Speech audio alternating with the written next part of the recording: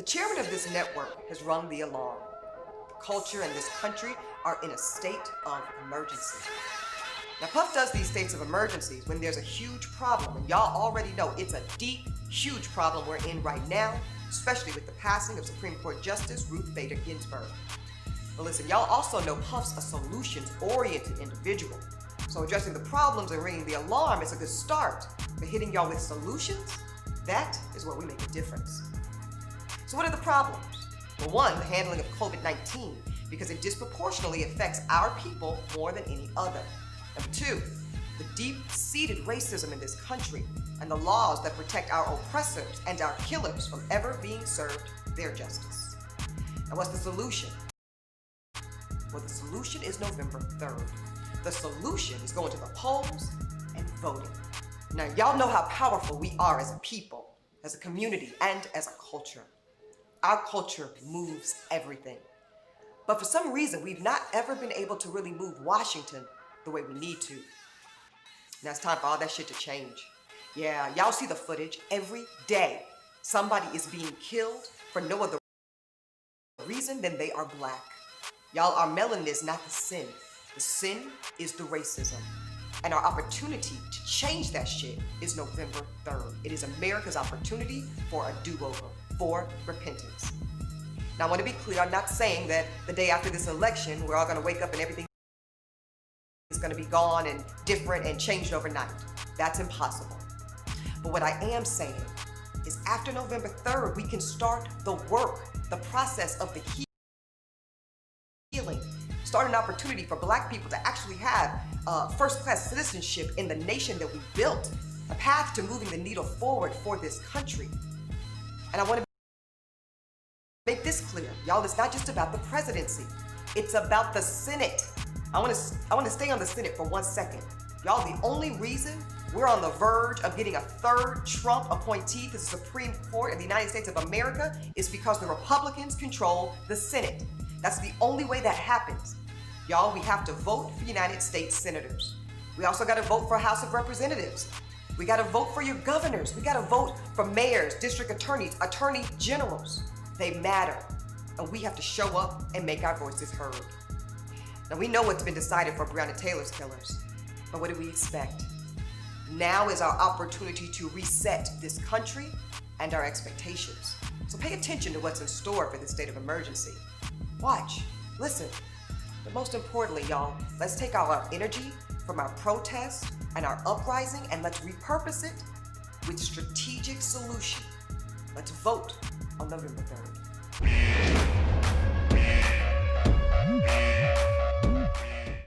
What's up, y'all? Ebony K. Williams for this state of emergency. And helping us sound the alarm is our partner, Cash App. Now listen, we're going to talk about a lot today. Police brutality, voter suppression, the Black Lives Matter movement, and since of course this is Revolt, we're going to talk about how hip-hop not only just fits into every political issue, but hip-hop actually perpetually rises above these oppressive moments. So listen, we want to thank our partners over at Cash App for helping speak truth to power. Look, y'all, our country couldn't be at a bigger crossroads than it is right now. Now, our community bears a special responsibility to vote in this election. Now, the good news is we have a choice. We can either vote for the incumbent, the person already in the White House, President Trump, or we can vote for Joe Biden. Now, if you think there's another choice out there in staying at home and not voting at all, let me get real clear with you. That's a choice for who's already in the White House, Trump.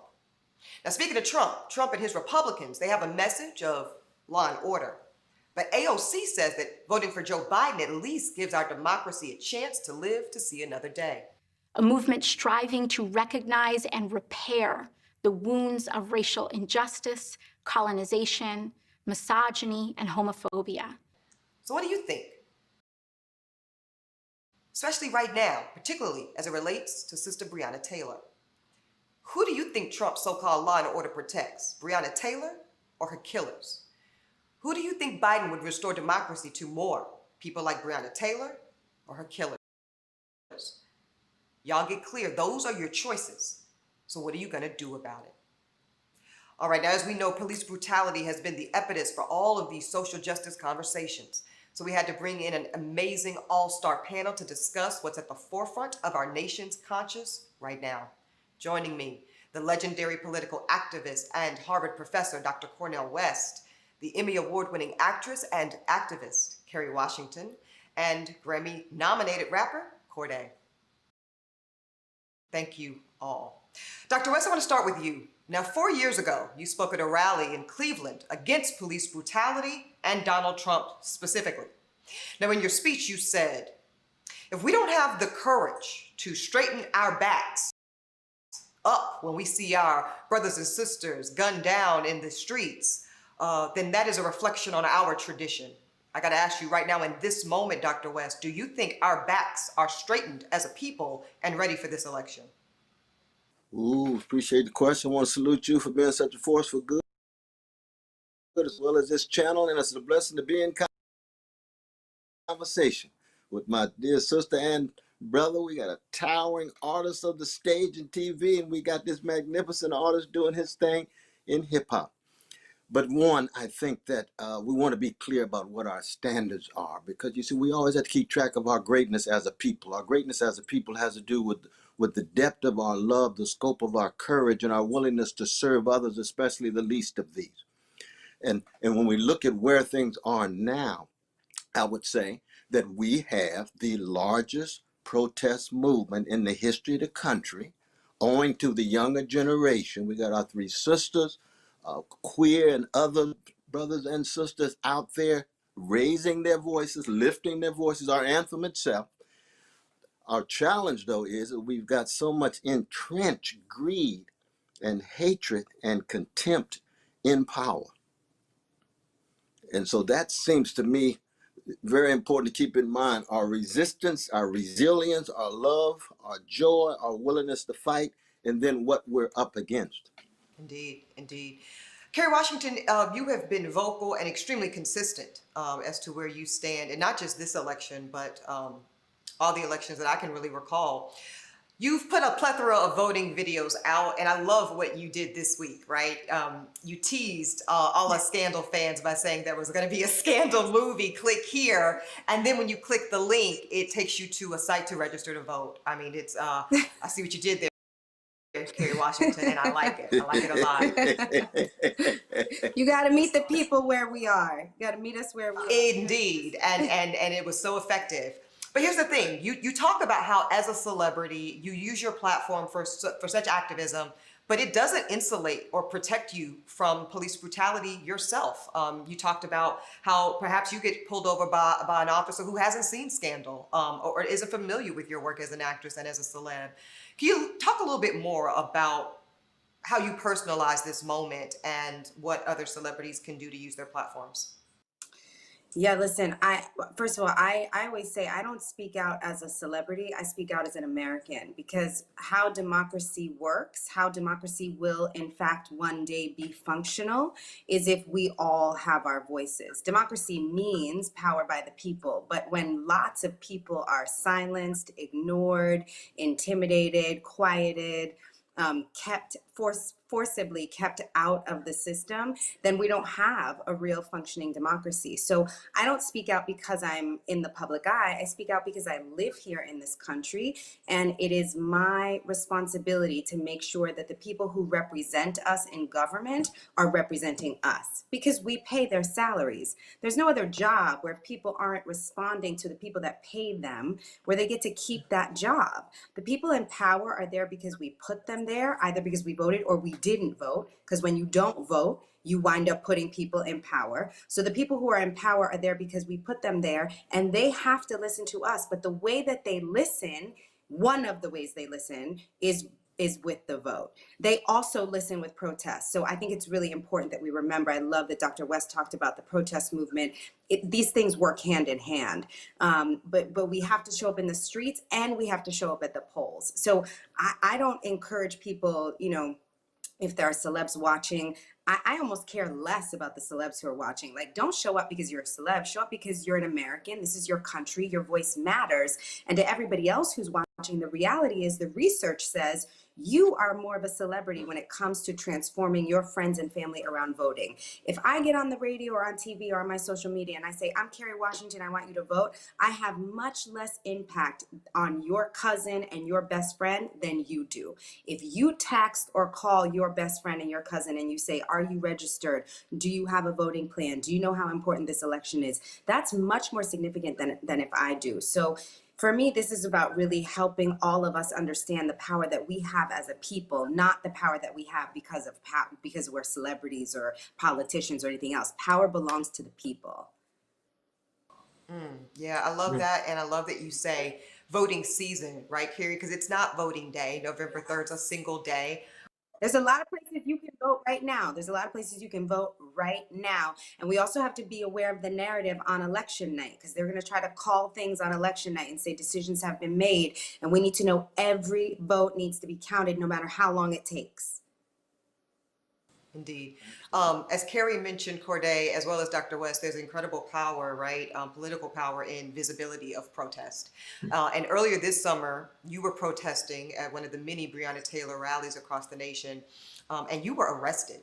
And then, with so little social distancing protocols that occur behind bars in our country, you literally risked your life. I mean, let's just say it plain. You were vulnerable to COVID in a way that many of us can't understand. And you risked your life to protest police brutality against us in this country. Why was it so important to you, Cordae? Well, again, I just felt as though it was extremely imperative that we didn't lose momentum within the protest, within the movement. And I felt as though the Breonna Taylor case in particular was getting swept under the rug and wasn't being put to the forefront of where it should have been.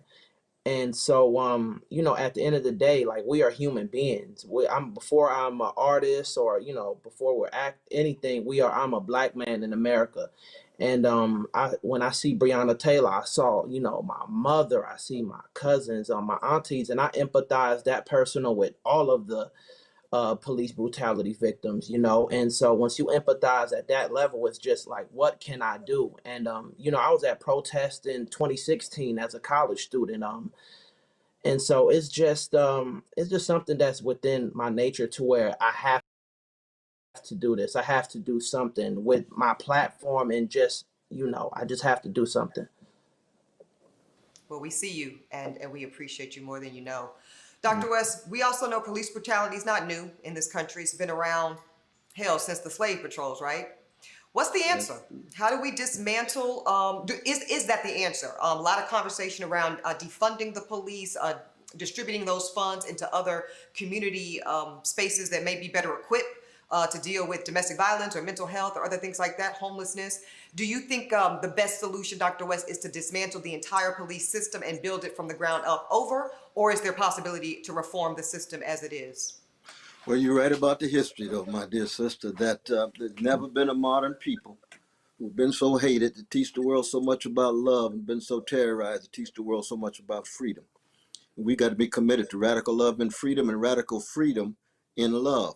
I think Sister Kerry is absolutely right. It's got to be a radically democratic project, which means when the police kill one of our precious brothers and sisters on chocolate sides of town, they need a fair trial and go to jail. They need to go straight to jail after a fair trial. And if we don't see that, then it's clear that something is wrong. That's the Keith Sweat moment. Something just ain't right. And that's exactly what we have in a white supremacist rule of law. And so we have to just keep the focus on the love, which is tied to justice, the focus on freedom, that's tied to radical democracy. By radical, what I mean is the least of these, their voices must be just as important as folk at the top. See, that's what the radical democratic vision is all about, and that's why so often it's a threat, because there's too much power and greed at the top that's afraid of those Sly Stone called everyday people. Sly say what? Everybody is a star. Bootsy said, stars don't have names, they shine. And I learned in Vacation Bible School, Shiloh Baptist Church, this little light of mine, I'm going to let it shine. Shine. Yes. That's right. That's right. Okay, so simply put, Dr. West, and thank you for all of that hyperbole. I just love it all. But do you think we should be reforming these police departments, or do you think we should be gutting them from the core and starting over? Any way we can get full-scale accountability, civilian control, community control, making sure that the money's going to schools and jobs and healthcare as opposed to simply the more violent forms of dealing with our folk. But that's part of the radical democratic project. But see, I don't really have my own particular policy. It's something that the people's voices must be brought to bear in that way. You see what I'm saying? All right, so we're going to continue the conversation with Dr. Cornel West, Kerry Washington, and Cordae after this commercial break. We've got much more state of emergency on the way.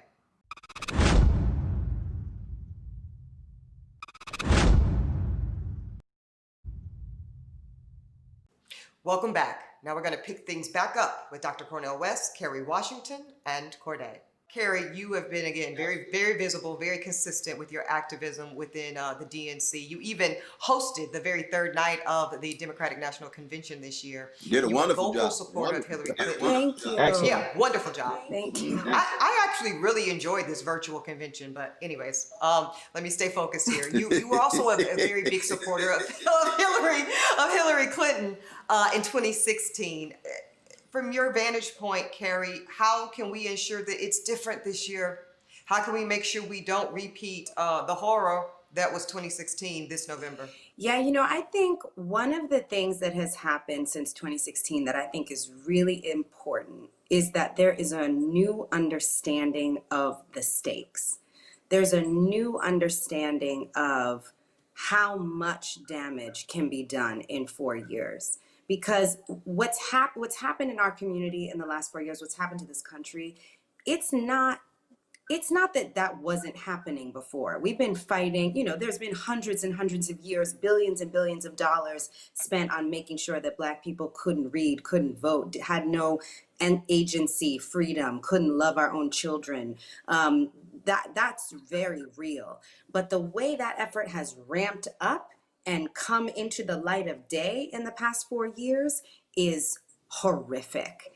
And I think my hope is that people understand, again, that we did that. When you look at the margins of how these decisions were made in so many of these important states, and you look at the numbers of Black folks that didn't vote, some of which was voter suppression, some of which was, calculated, names being taken off the roll, all of that is true. But other people who just stayed home because they weren't excited, stayed home because it wasn't Obama. That's not okay. Like, I don't care if you're not passionate about a particular candidate. Be passionate about yourself. Be passionate about your community. Don't show up for this candidate. Show up for you, because it's more than just the presidential election. Also, when Dr. West talks about, like, can we get a fair trial? Can we get accountability? In election season, you are voting for sheriffs, you're voting for judges, you're voting for school administrators, you're voting to have a voice in your community. And yes, I don't care if you're not extremely passionate about the ticket for who's voting for president. The current administration cannot stay there.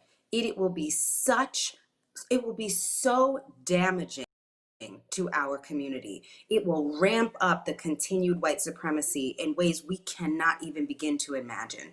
So we can't sit this one out. We just can't. To underscore it, Kerry, right? All brilliant. We just lost Ruth Bader Ginsburg. Right. We just lost a sitting Supreme Court justice. President Trump has already had 2 picks to the court in less than 1 term. Mm-hmm. And they robbed a seat on the Supreme Court from us with Merrick Garland, right? They robbed us of a seat and have already taken up 2. And if this man gets another term, y'all, we could easily be looking at 4 Trump picks on the U.S. Supreme Court. That could easily happen. And I think people need to get that. I just want to put that out there. Also, listen, if these races are tight, like, this is why people have to come out and vote, because if the races are tight, the races will get litigated, right? So, like, let's say if the races are tight and we have not won by huge margins, Republican candidates will say, let's take this to the courts. Let's take this to the federal courts. If it goes to the federal courts, the Trump administration has flooded the federal courts with lots of judges, and judges who are not going to be making decisions that benefit anybody on this panel. So we have to make sure that we not only win, but win big, because even if they get past the federal courts and they go up to the Supreme Court, now that RBG, the notorious RBG, has left us, we're in trouble at the Supreme Court. We are in trouble. Yeah, you know, my mother, Gloria Williams, always raised me to say, you got to blow it out, baby, because if it's close, it ain't going to work out well for you. And it is so true, Kerry. Thank you for that reminder. Cordae, I want to ask you, as the youngest person here on our panel, why is it so important that our young people show up? We know notoriously this isn't just true of Black young voters. Young voters in general tend to just not show up in the way their elders do.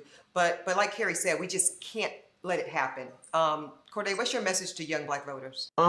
What I would say, and just young voters in general, it's just extremely imperative that we go out there to those polls, because this is our future that is at stake more than anything.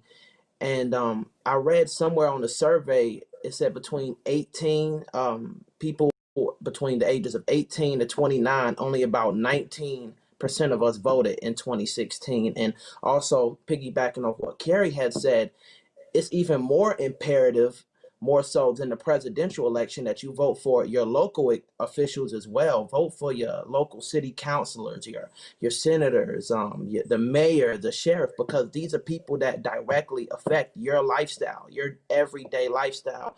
And so that's extremely important as well. I mean, I can't say anything that hasn't been said on just how important and how imperative it is for us to go out there and vote and win big, might I add. So super important. So before we wrap, I just want to thank you all for your wisdom and your gems and your perspectives. And I want to ask one final question. Personally, I don't think there's any undecided voters out there. I just think this is a whole different kind of election. I don't think anybody's waffling between Trump and Biden. What I do think are a lot of people out there trying to really still figure out if they really want to go vote in this election. So I'm going to start with you, Dr. West, come to you, Kerry Washington, and finish with you, Cordae. What's your final word to the folks that are thinking about sitting this one out? Dr. West. Just realize that you've got a neo-fascist gangster in the White House, which was built by Black people. And realize that the Ku Klux Klan is giving him a standing ovation.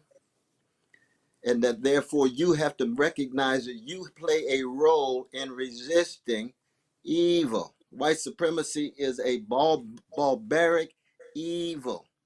And losing sight of the humanity of anybody is a barbaric evil.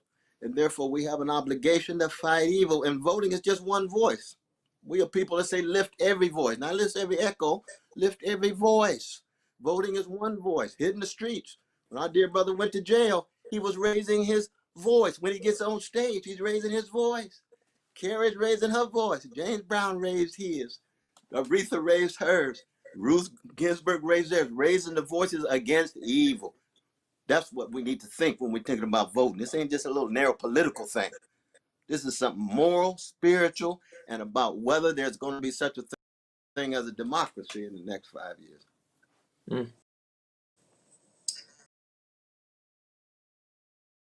Amen. Kerry Washington. I just want to say it's such a joy to be on this panel with each of you. I'm so inspired by this conversation. So thank you for being here today and for all the work all three of you are doing. I'm going to be a little bit of a nerd and say, you know, when the Constitution was written, it started with we the people, but the only people who were included, the only people who were allowed to vote when they wrote that Constitution were white men who were property owners.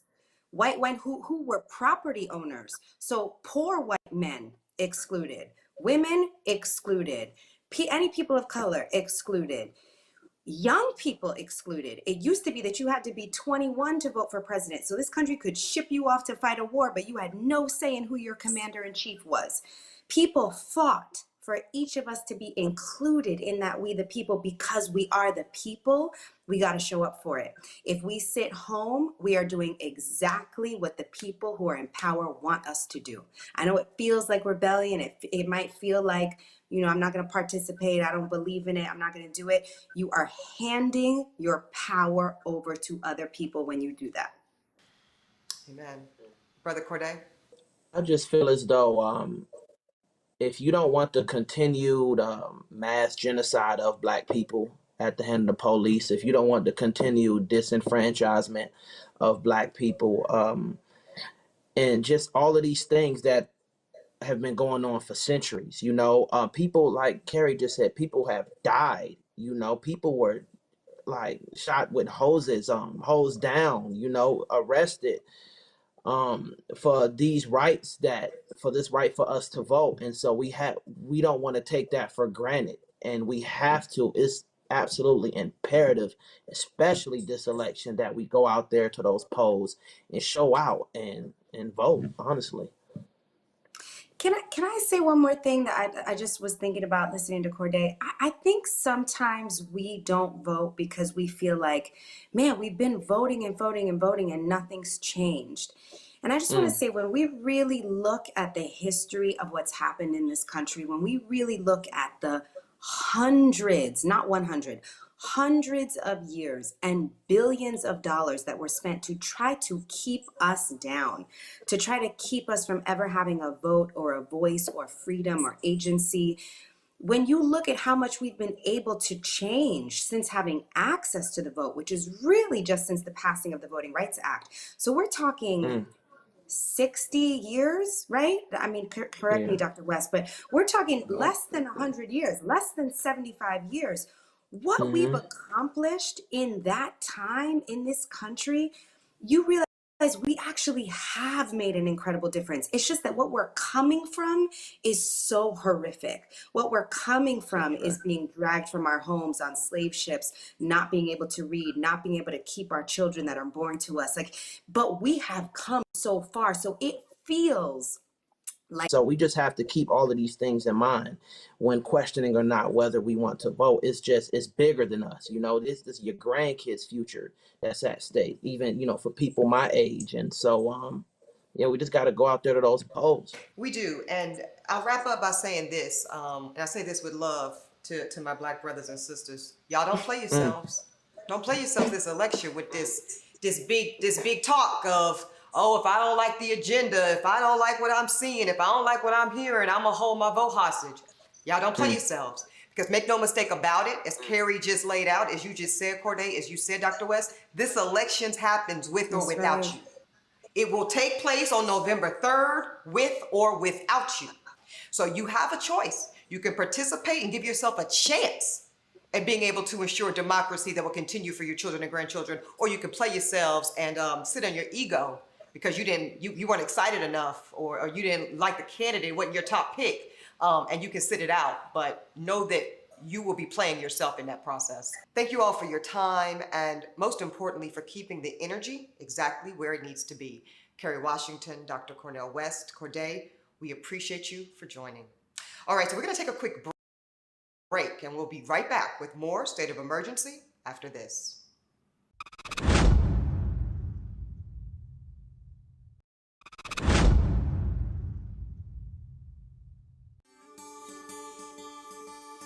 We must understand the politics of our community, and we must know what politics is supposed to produce. We must know what politics play in our lives. And until we become politically mature, we will always be misled, led astray, or deceived or maneuvered into supporting someone politically who doesn't have the good of our community at heart. The jury finds George Zimmerman not guilty.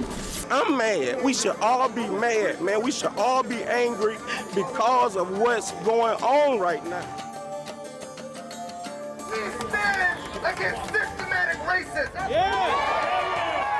We cannot continue to allow the people to oppress African-American community. Stop saying that the criminal justice system is broke. It's not broken. It's working exactly how they designed it to be. No justice. No justice.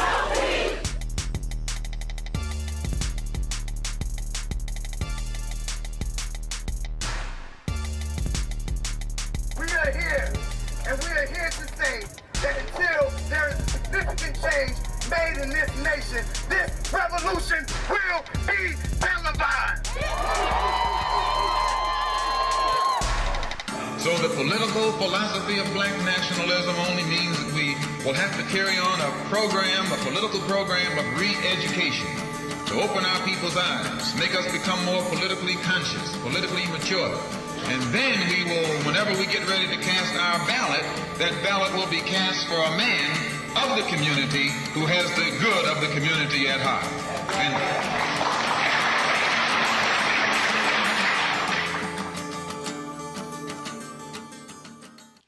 There's too much injustice, too many black lives, black souls taken from this earth at the hands of police brutality. And for what? It's all because racism is real, and we live in a country where black lives do not matter to everyone.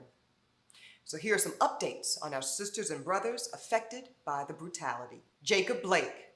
Former Madison Police Chief Noble Ray has been brought on as an independent consultant for prosecutors as they decide whether to bring charges onto the officer who shot and paralyzed Jacob Blake. Now, just weeks ago, Blake spoke to his supporters from his hospital bed as he recovered. I just want to say, man, to all the young cats out there and even the older ones, older than me, it's a lot more life to live out here, man. Your life, and not only just your life, your legs, something that you need to move around and move forward in life, can be taken from you like this, man. George Floyd. Body cam footage released in August brought an even more sinister view to the events that unfolded. The officers have since been fired, charged, and prosecutors say Officer Chauvin had a history of excessive force before the incident. Ahmaud Arbery. The attorney defending the father and son who shot and killed Arbery denied that the incident was racially motivated, and the man who recorded the shooting is also in jail, being charged for murder and awaiting trial. Now, Georgia County voters may have the opportunity to vote to abolish the police department in November, but commissioners of the county are currently suing to stop the referendum from happening altogether. And Breonna Taylor. After 194 days of awaiting justice, Kentucky Attorney General Daniel Cameron announced that former Louisville police officer Brett Hankinson has been indicted on 3 counts of wanton endangerment in the first degree for his shots fired into other people's apartments. But in regards to Breonna Taylor, no murder charges or wanton endangerment charges whatsoever for her death. So today marks the 195th day of no justice for Breonna Taylor. Now make no mistake, these are but 4 instances of police brutality in 2020 alone. Now here are the names of more black people shot and killed by police just this year.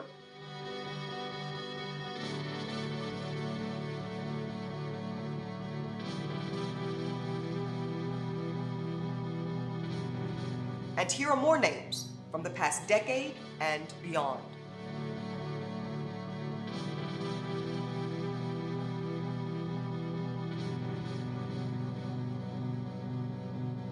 We must say their names, not just on social media, not just on the streets.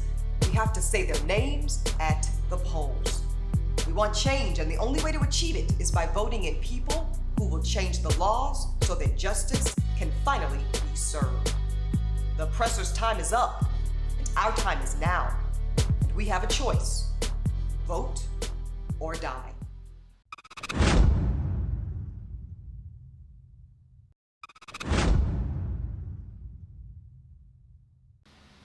Welcome back to the State of Emergency. So now Tamika Mallory, an incredible activist and leader in our community, is going to lead a pivotal conversation about voter suppression. Thanks, Tamika. What's going on, family? It's Tamika Mallory, and I'm here to lead a conversation about voter suppression, something that we know impacts all of us in our community. 1 in 13 Black Americans cannot vote due to disenfranchised laws. Only 40% of polling places accommodate people with disabilities. Counties with larger minority communities have fewer polling places. There's a lot to unpack. So joining me is Kimberly Jones, Tezlyn Figaro, and Mysonne. So much is at stake. And so, Tezlyn, I want to ask you a question that, some people may say, why do we care what Republicans are doing and what they're saying? But we see you on Fox News Channel often fighting for Black people, speaking to the heart and core of our issues. Can you help simplify the Republicans' overall stance on voter suppression? What should be our response in this moment? Well, thank you, Tamika, for asking me that question. And certainly thank you to the Revolt family for coordinating this very important panel. To answer your question, just to be, straight up, I love to be straight shot, no chaser. The answer to that is, what have we done to make sure that our voters are not depressed? We can cry and oh, they're not letting us vote, they're not letting us do that. And while we have to work on those policies to undo voter suppression, we cannot continue to be in reactive mode. I'm harder, as you know, Tamika, on politicians probably than most in the commentator space. But there has been some wins, and we never talk about it. Since the murder of George Floyd, there's been over 100 cities that have put police reform in place. If people knew that protest actually turned into policy, how many more can we get to the polls? Why are we not talking about that? Why are we not talking about the wins? Why are we not talking about in the state of Florida, a swing state, that if you vote in this election, you can vote for $15 minimum wage that will be implemented in 2024. Be very strategized, very focused, and being very clear on why people need to go to the polls, and it has to be beyond just what happens on the federal side. What is a swing state? And Kimberly, you could take it. Tezlyn, you could finish up here. But we need to know, what does that mean? Does that mean that Ray Ray and Keisha, who live in a place that is not listed in those 8 swing states, needs to show up to the polls so that they can vote for other things down the ballot that matter? Particularly here in Georgia, what we've been looking at is a transition from what I call like red to purple. So we've landed somewhere in between. This year alone, we were about 15 seats away from taking the House. She mentioned Stacey Abrams, her organization, the New Georgia Project, was working on that and disseminating information so that we could get that out there. So it does make a difference. There are rural areas where we have very large populations of Black people that are not being reached out to. So that's been something that here in Georgia we've been working on very diligently, is looking at the purple and seeing if we can make it blue. When I was speaking to the swing states, and that's a great question that you asked, Tamika, so that they understand, we're talking about a twofold thing. You know how they say it's best to hit 2 birds with 1 stone. You're going into the polls with 1 stone, and you have 2 birds to hit. We need to, understand that the swing states are very important. So we need to make sure, when we're talking about changing the federal election, and for those who want Trump out, that the federal election is key. But it is still important on the state levels. For example, California. There is a measure on the California ballot right now called Amendment J, Measure J. What that does, Tamika, it makes sure that a certain amount of funds are redirected out of policing, for example, on housing, community services, things of that sort. You don't have to wait 4 years or 5 years for a new president or a new Congress. This is happening right now in November on the ballot. You can essentially defund, reorganize, whatever word works for you, right now in California. Mysonne, man, what is it going to take to get some of our brothers who feel the most disenfranchised in this moment, when you're out there? And I see people, because I read your comments too, and they're like, don't you come on here telling us about Biden and Kamala Harris. They like, we can't believe it. How could you? What is it going to take? Messaging. What do we have to say to our brothers right now? First of all, let me say thank you for allowing me to be on this panel with you beautiful, educated Black queens, man. I'm just sitting here learning. I understand you know how dire these circumstances are right now. I know that I'd rather fight against Biden and Harris than fight against Trump. You know, I know I got a better fight against me. I know that we can move them a lot better than we can move Trump. I know it's going to be some people that are on our sides in those, you know, in the administration. I know there are people that we can have direct contact with, that we can get things done. It's not going to be the easiest, it's not going to be the best, but it's definitely going to be better than the situation we have. But I don't know exactly, because I'm more educated about the situation than they are. But I can't explain to them beyond my education, my total knowing of the system, you know, just in straight words, how it's going to be that much easier, how it's going to be that much better, what is going to change directly for them. And they have to help us out with that. They have to give us those things. And I've been saying that. When I ran campaigns in Florida, getting somebody elected that was a felon who ran against someone who was a 16-year incumbent. She was a 2-time felon, arrested 21 times. You know how we won? First time ever running ever in office?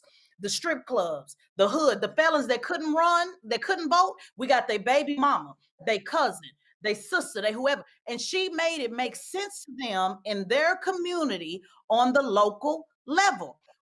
Our argument can't always be, well, this is what's going to get better. Because like I mentioned at the beginning of this conversation, there's things that are better right now. We just don't talk about them. Why are we not talking about on a daily basis that 100 cities moved after George Floyd? That to me is better. It's not where we need to be. But if you just keep saying stuff gonna get better, they scratch that. In their mind, scratch that. But Trump is a gangster, period. That's why in the hood, nobody's scared of Trump. Anybody that know anything about the streets, where I come from, that's gangster 101. I'm going to push the line. I don't give a damn what you say. I'm going to move for my team. I don't care what you say. I don't care if you like what I say. His job is to move the ball for his team, period, hands down. Not worried about what other people say and how they feel and clutching their pearls. And oh my God, I can't believe he said that. The hood ain't scared of nobody playing the dozens. Trump played dozens all day. And he got us doing what? Talking about Trump. It's the biggest pimp game I ever seen. It's so obvious to me. If we want to talk about white supremacy, they've always had power in this country. They've always dominated. Who's more scared? White supremacy losing power that they've always had? Are Black people afraid of losing power that they never had in the first place? So when you talk to Black people, oh Lord, you might lose your car, you might lose your house, you might lose your man, you might lose. Baby, I done lost all of that. And did it and lost it more than one time and started over and over and over repeatedly. So that is not fear to me. But the people who got it and never lost nothing, they are the ones that are crawling over glass, wearing a mask, without a mask, to get to the polls because they have a fear of populism. They have a fear of socialism. They have a fear of Democrats taking over. They have a fear of this defund the police. They have a fear that folks are going to burn this country down because at the end of the day, America is a capitalist society. They have only cared about the dollar bill, y'all. They always will. They always have. And that is the reason why we had a sticker on our forehead when we came over to this city. 2 things we have to do: hit them in the pocket and hit them with the policy and the protest. It's not through singing songs and begging. It's just not. Boston is the only alternative at this point in the next 42 days. So speaking of protests, the protest movement, there are some who say that in this particular moment, we're sitting in Kentucky dealing with the issue of Breonna Taylor. And the question that we have to ask ourselves, with all the anxiety and all the angst that people are feeling, and the fact that paid agitators and detractors have been showing up in our movements, causing confusion. And I guess the question we have to ask ourselves is whether this is actually hurting us or helping us. Is the protest movement in general pushing us closer to being able to get our people out to the polls, or not?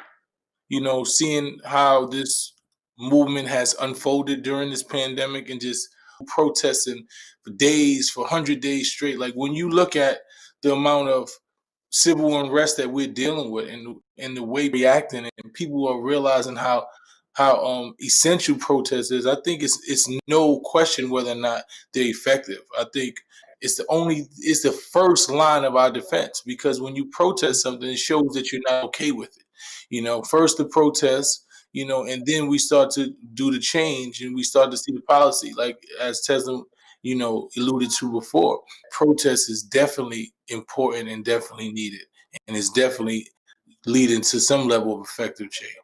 I'm going to read this to you all and we're going to close out.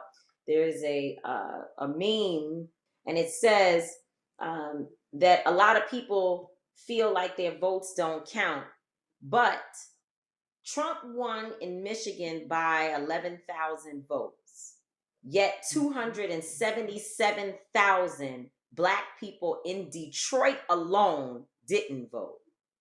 Trump won Georgia by 211,000 votes, yet 530,000 Black people in Atlanta did not vote at all.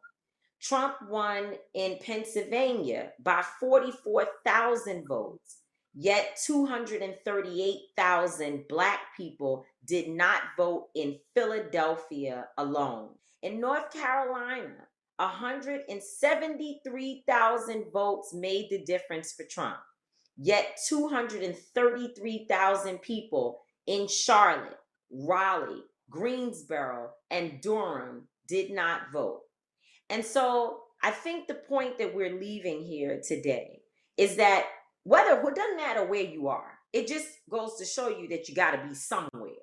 Participate in the process. Come through for somebody or for something, for my children, for your children, and for what you truly believe. This is a moment to take the protests on the streets from whatever street corner we're on and march from the police precincts all the way down to the voting polls and make sure that our voices are heard and that our votes are counted. I want to thank everyone for helping us to get this information out there. Everyone, stick around because there's going to be more after this. More important conversations will be coming up. Peace, everyone. Thank y'all. Thank y'all so much, Tamika, Tezlyn, Kimberly, and Mysonne, for that poignant conversation about voter suppression. Now, on that note, just a few weeks ago on Revolt Black News, we put together a piece about the traps to avoid when voting in this election. And y'all really responded to that information. So here's LA-based holistic esthetician and sister to the late, great Nipsey Hussle to warn y'all about more traps. Enjoy. What's up, everybody? My name is Samantha Smith. I am a community voice, and I'm here not just to urge you to vote, but to warn you about all of the traps out there to prevent Black people from voting. So here are the top 5 traps. Number 5, someone telling you that you can only vote at your pre-designated polling place is a trap. You can vote at any polling place, but some cities will assign your polling place way across town to throw you off. Ideally, go wherever you are assigned, but if you cannot get there, go to where is most convenient for you and ask for a provisional ballot. Number 4, you're still in line and the polls just closed and you go home, you've been trapped. They have to let you vote.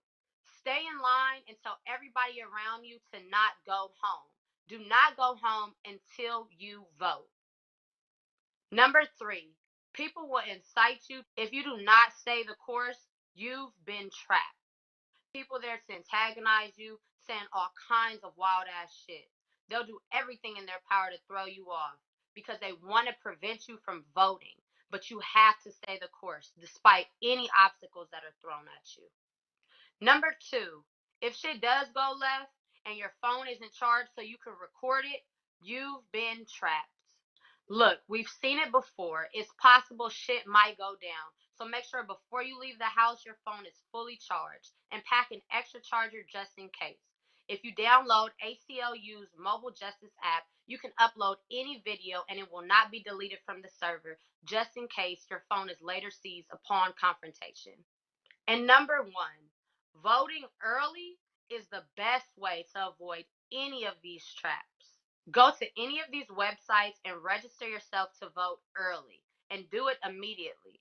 Also, some of these websites have ballot tracking, similar to how you track a USPS package. Do your research and do it now because our votes matter.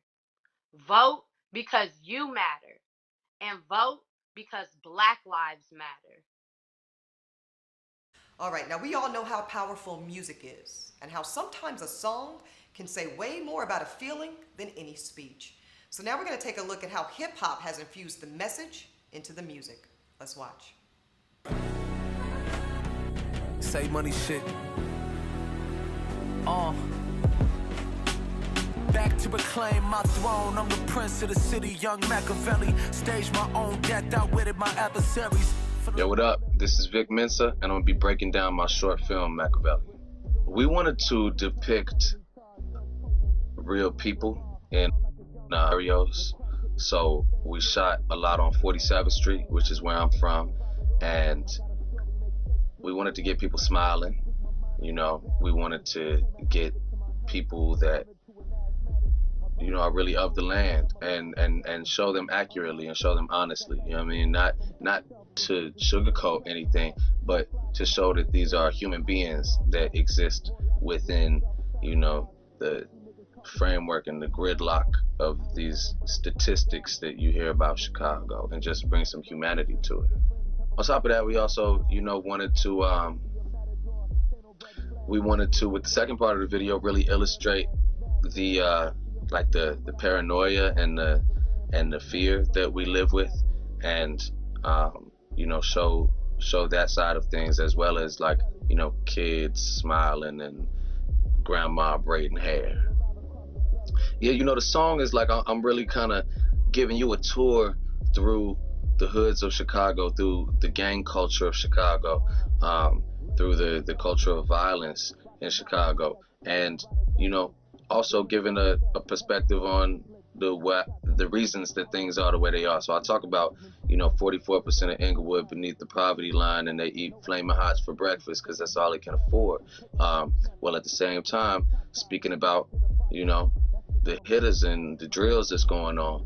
And so the noose concept was to illustrate being tied to the block. So all the guys are wearing the nooses on the block, which was difficult to get them to do. It was a hard ask. But they all wearing nooses tied to the block. And so when somebody comes and blows at that, then they all try to take off, but they realize they're tied to the block. So it's just a metaphor for, you know, being unable to escape your circumstances at times. Man, I mean, I just speak about the things that are of importance to me. You know what I'm saying? And these are the things I have conversations about. These are the things that I work in my personal life and with my foundation to address. And it's just like the issues of the people is like, those are my issues, and this is the real life that I live. The racist policies that, you know, close our schools and cancel our music programs and remove our opportunities, and, you know, have us going into debt over health care, and, you know what I mean, all of that factors into the mental conditioning. You know, even the racist policy also impacts the mental conditioning, you know what I'm saying, because it's locking up people that look like you know, constantly. Gratitude to Revolt for giving me a space to speak my mind and let me break down some of the parts of my short film. Get your ass out there and vote. It's vote or die for real this time. All right, peace. I got 99 problems, and 12 still the biggest. I got 99 problems, baton bullets triggers. I got 99 problems. Jay-Z's 99 Problems, and, you know, I wanted to play with the numbers. You know, the slang for police is 12, one of the slangs. And it was just a play on numbers. I got 99 problems and 12 still the biggest. Came across that beat and it just hit. The emotion, it was angry, it was urgent, and it was an energy that I hadn't expressed or haven't expressed much. And I think that I really wanted to bring out in this song. And I wrote the verses first. You know, I just touched on everything that, you know, was just on my heart at the time. George Floyd had just died, so, you know, I talked about being choked. You know, we talk about police brutality. You know, we flip it on the other side of, you know, the prison industrial system, and how so many of our brothers and sisters are in jail and for crimes and for longer sentences than other races. If we talk about the marijuana industry, There are brothers who are still in jail for that, while there are, white people who are making money off of it with business. And, we just touched on all those things. And the thing that motivates me to continually speak about these issues in my art is, I think part of what I love about being able to have a microphone and to use my voice and have a platform is that I'm able to reflect the times. I like to create in so many different ways, but the most purest way is to speak on what's happening around me, and these issues are every day going on in our lives, in our communities. I think I just did research where, we're talking about the issues that are really at the forefront right now. A police kills a person in the United States every 7.5 hours. That's almost 3 people a day that die at the hands of police. So, I'm just motivated by life. I want to tell the stories of what's happening in this time and to give a voice to the voiceless. If our voice really didn't count, if it really didn't matter, if we really didn't have the power to make a difference, they would not be trying so hard to make it harder for us to get to the polls, to be counted, to suppress our votes, to, continue to push this narrative that we don't matter, because we do. We have to be the change. If we don't show up, then like they say, you miss 100% of the shots that you don't put up. I want to put up some shots, and I hope that, the people that listen to the music and that, follow me and that I post, I've learned so much from people that I follow that post, that I inspire them the way that I have been inspired to put up shots. If we miss, we miss. But at least we put up shots. If we don't put up shots, then we definitely never had a chance to make one. So, go vote. What do we have to lose? Everything black, hug, black love, everything. Praise black Jesus, play black Moses. Give them flowers while they still give black roses. Everything black. What's going on? My name is D Smoke. I'm from Inglewood, California. And I want to talk about my song, Black Habits, too. So when I was writing the song, Black Habits, I wanted to paint like the good, the bad, and the ugly of what it means to be black, or to have move through the world as a black person. And, as a black person, we know, well, for me personally, I've always felt like I wouldn't rather be anything but black.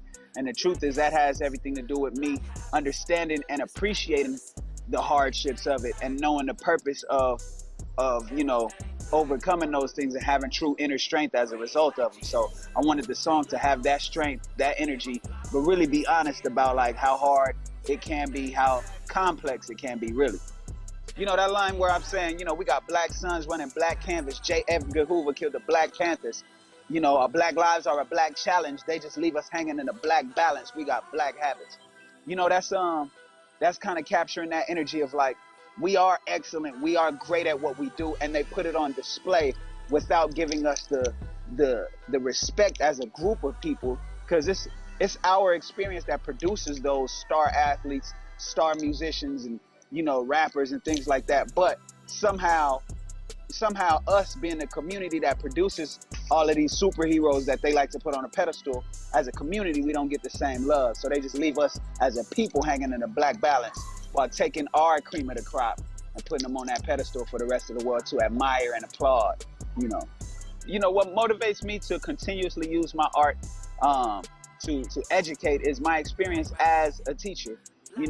Being on the ground day in, day out with, our community, the inner city community, black people, Latino people as well. It just inspires me to be honest, and it's just certain things, with this platform, I can't not speak on certain issues because I've seen how these things, whether it be policies, whether it be, disparities in access to health, healthcare, and by healthcare, I don't necessarily mean Medicaid, or we're talking about healthy food, fresh vegetables, restaurants that offer, healthy alternatives. I see the day-to-day effects of those disparities. So to have a platform and not speak on it would be a crime. So I just take every opportunity I can. My direct message to anyone who is reluctant to participate in this election is, I understand your sentiment, but voting is just a basic fundamental level of participation, political participation. It's up to us to manage our expectations and do that part as a foundational practice, and then go above and beyond and do the things that we know that improve our community, and not just vote in these major elections, but also in the local ones that really shape policy, you know. So it's on us to always educate ourselves. Nothing is going to be handed out. We've never got anything easily. So that's just a foundational, you know, practice as a start, you know, and then go above and beyond to make sure we are being and producing that change that we want to see. But to not vote at all is to, you know, is to surrender, you know. This is D Smoke. I just want to say thank you to Revolt for giving me this opportunity to reach out and speak to the people. Make sure you guys are exercising your voice and make sure you get out and vote. God bless. Inglewood City.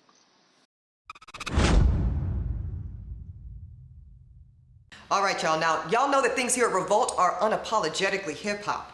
So today's emergency is nothing if we do not address how hip-hop directly fits into this election. So I'm handing this thing over to Jeff Johnson, who's going to lead a conversation with a couple of artists on the topic. Thanks, Jeff. What's up, y'all? Welcome to Revolt. We're about to have a conversation on voting and our community. This is an incredibly important conversation for an incredibly important election, and I'm excited that you were willing to join with us. I'm even more excited that we have this incredible panel. We have my sister, Miss Diddy. We have my man, Slim Thug, and we have the members of Earth Gang, my man, Johnny Venus and Dr. Dot. Listen, we're getting ready to get into it, you all. Thanks for joining us. What up? What's going on, bro? Hey. So listen, I want to get right in. I want to get right into this. Yesterday, we saw that there was going to be no real action taken against police officers as it related to Breonna Taylor. Slim, I want to talk with you, man. I mean, you've been in this for a minute. You've been on the ground for a minute. You've been talking to people for a long time. And you know that people don't really trust the system. So when something like this happens, how do we keep our eye on the ball when it just seems like the same old stuff? I kind of felt what Ice Cube was saying. Like, we kind of need to go to them with a list and see exactly what we need.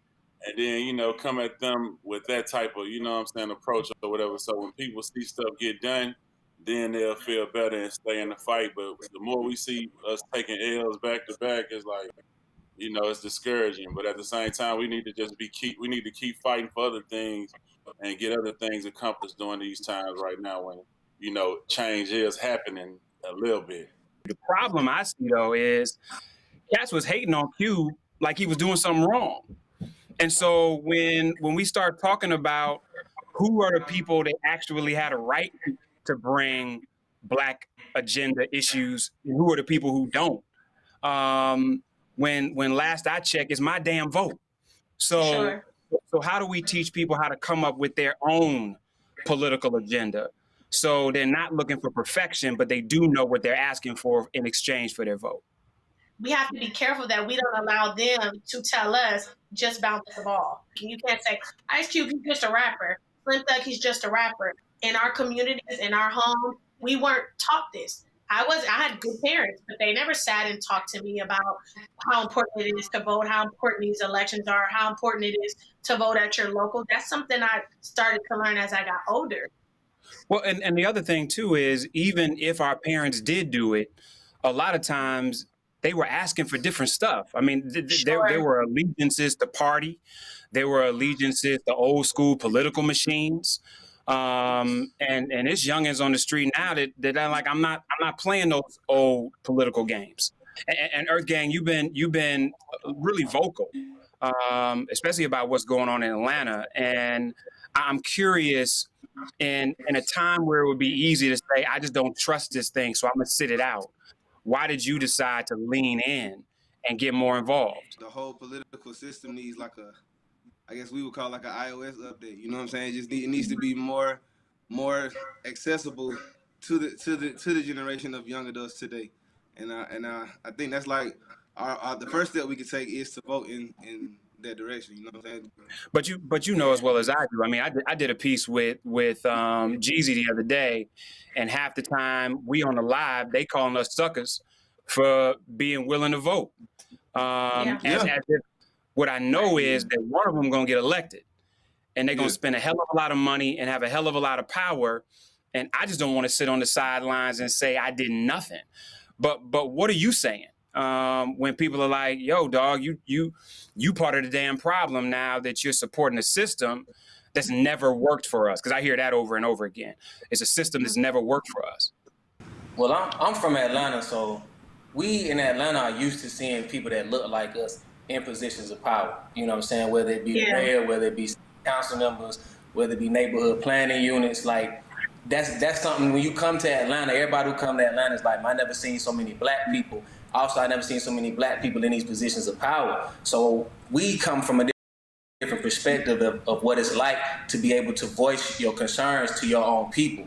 So that's why, you know what I'm saying, it's just our history of what we have going on, especially with the civil rights movement. So we understand the impact that can be had when you vote, when you go out there and, you know what I'm saying, and create the change that you want to see.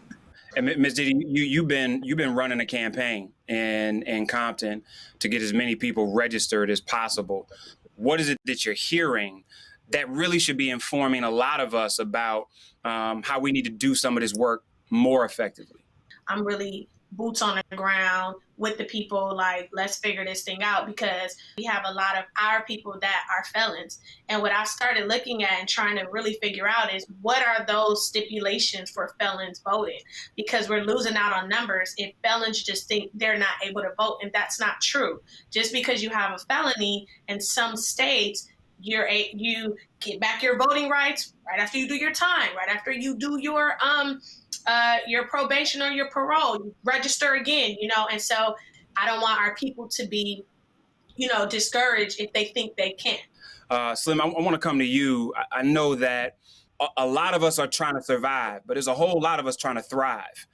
And I'm curious, as you listen to some of these politicians, even the Biden-Harris camp, what are the things you want to hear around economic development, money, business, that, you know, doesn't make you believe they deliver in everything, but is in a better direction of where you think we should be than things you've heard in the past? Right. I just feel like it's little to no talk about any of this type of stuff, you know what I'm saying? And that's what I was saying earlier. But I think the problem be, at this point, it feel like the rappers have to be the leaders or whatever. It feel like, or people look for us to be the leaders, and we, you know, we rappers. We don't really do that. We might have a big following. I might do positive stuff in my community, but I'm not well educated as a person like you, so we got to figure out how to work with it. But Slim, that ain't it all the time. That ain't it all the time, because the thing about it is, you know your community better than I do. Right. You know the people that's in all it. I know. Yeah. No, but sometimes that's all you need to know. You don't have to have a political science degree or have been a journalist to know that I know what people don't have. Politics is just about people. And if we talk more about people and less about politics, then more and more people wouldn't be so pissed off and not trust the system. For me, it's education. You know, I dropped out of college, the best decision I made for my career. But I believe in education. You know what I mean? I believe that if we're educated and we know certain things, that's really important, because that's the way we're going to learn what power we're going to keep. We're going to keep our power, and that's how we're going to keep our power. So to me, it's education. I would say business education. You know what I'm saying? Because we got so many hustlers, we got so many people with great ideas and great minds that, like, every time I drive around in my city, I see these young brothers, these young black brothers selling waters on the side of the highway. You know what I'm saying? And it's like, dang, man, like, so many people just go that route because it's like, I really don't have no other way. I don't know another way to make money. When we got all the ideas, you know what I'm saying? We one of the most ingenious group of people that are on earth. You know what I'm saying? We invent so many things. And, like, for us to not have that cornerstone, you know what I'm saying, readily available all the time in the hood, you know what I'm saying? So where you ain't got to always go to universities and get that education. That's definitely something I like to see. Well, and part of that too is making sure that we start celebrating the talent our babies have instead of constantly trying to tell them what they have to go get. Our kids have talent that isn't being acknowledged. And it's important not only that politicians get that, but that we get that, because we could be funding some of those businesses if we had a better system. I just want to say, I think healthcare is a major issue that I like to see improve, especially for our community. You know what I'm saying? Heart disease is still a huge killer of Black people. Testicular cancer is still a huge disease. Prostate cancer kills Black men a lot. And it would be, I know a lot of brothers, you know what I'm saying, around my age group, there's a lot of 90s babies that's crossing over that 26 line. They have no idea how healthcare works at all.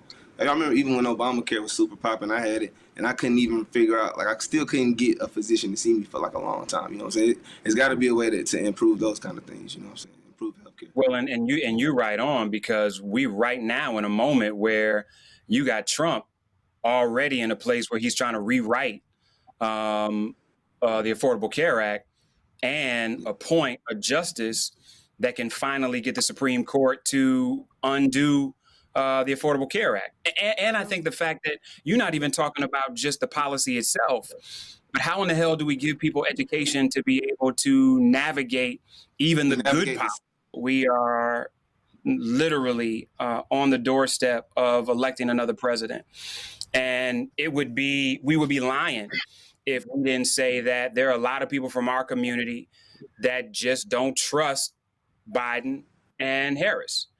They hate Trump, but they don't trust Biden and Harris. And so, no, seriously, right? And those are the two options before us.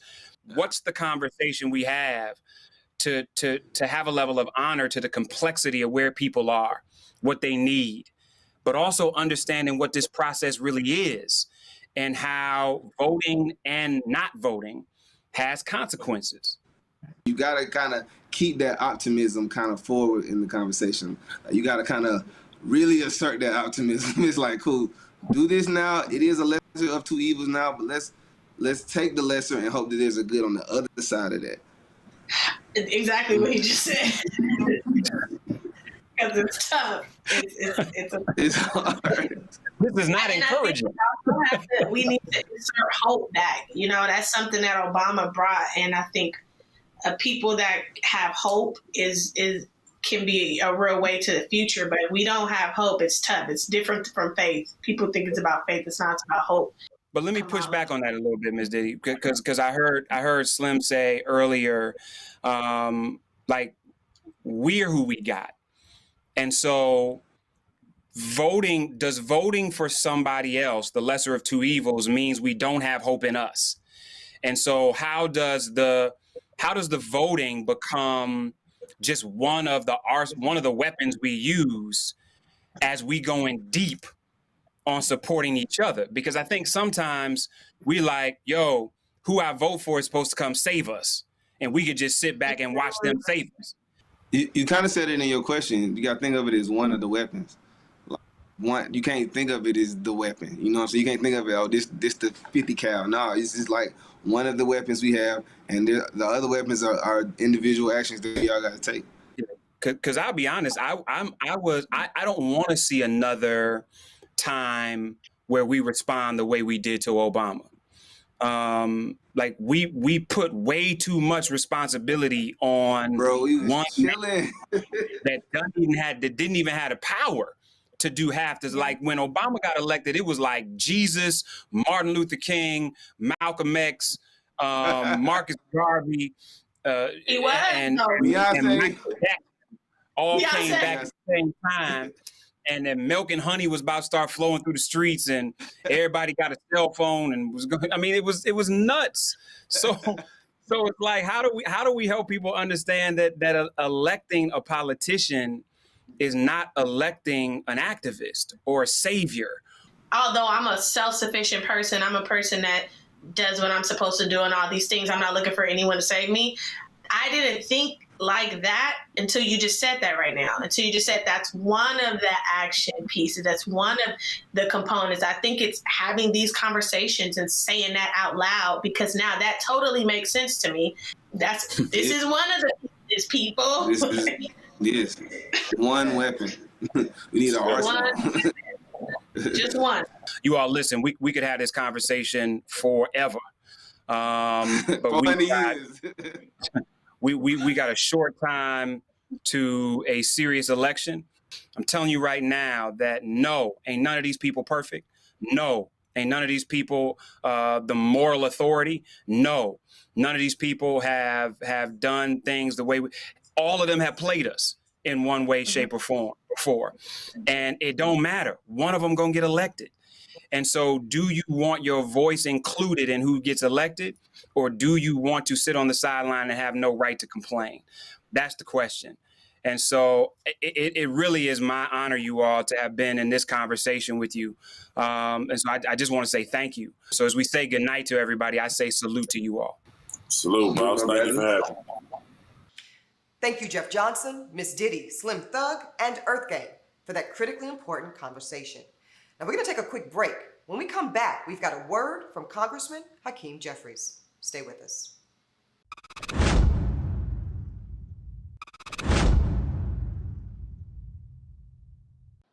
I'm Congressman Hakeem Jeffries, Chair of the House Democratic Caucus, and it's my honor to represent the 8th Congressional District in New York, otherwise known as the People's Republic of Brooklyn, a place that has given the world Jackie Robinson, Shirley Chisholm, Coney Island, Junior's Cheesecake, Ruth Bader Ginsburg, and the notorious B.I.G., who I once had the privilege of quoting on the floor of the Senate during the presidential impeachment trial. We are in a state of emergency. Systemic racism has been in the soil of America for 401 years. Slavery to Jim Crow to institutional discrimination to mass incarceration, and mass incarceration through the police violence epidemic that continues to afflict us to this very day. We've come a long way in America. We still have a long way to go. And the two pillars of our democracy are protest and vote. Protest, the right to free speech, freedom of assembly, and freedom to express yourselves and petition the government. But voting is also crucial, because the things we are protesting for are more likely to be brought to life if we elect people who share our values. Protest and vote, the two pillars of our democracy. And Joe Biden is prepared to address these issues of systemic racism and police violence in a meaningful way. That is why it's so critical to vote like your life depends on it, because our quality of life absolutely depends on it.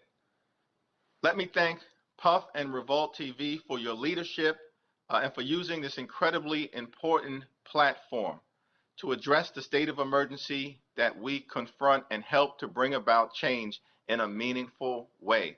God bless you, and God bless the United States of America. Vote. Congressman Jeffries, thank you so much for that word and the incredible work you're doing for our people. All right, so to y'all at home, we hope this state of emergency woke some of y'all up to the urgency as to what's at stake right now for Black America. For those of y'all that were already woke and on it, we hope you still learned something. Again, we want to thank Cash App for partnering with us to help get this information out there. In a time where there's so much disinformation, it is critical to simplify and disseminate it responsibly. So Cash App, thank you for helping get the message out. All right, look, now we all know that Breonna Taylor should still be alive. It's awful enough that this sister is gone, but on top of that, the clock on justice continues. And the hands on that clock, they're gonna keep on going in circles until we get ourselves in position to make that clock tick differently. How do we do that? We do it right now in this election season. Y'all, I've been saying it, I'm gonna say it again. We have to put people in office that can change the laws. We gotta vote in people that give us a chance at justice, a chance at change. And if we do that, we rewire that clock and this entire country. It's really that deep, y'all. The people that we elect to be in public office, they're the ones that write the laws. And right now, Breonna Taylor's killers are going free. Why? Because as the laws are currently written, that's what they're designed to do. So don't get it twisted. This isn't a failure of the justice system. Nah, the current system is working exactly as it should. The current laws are designed.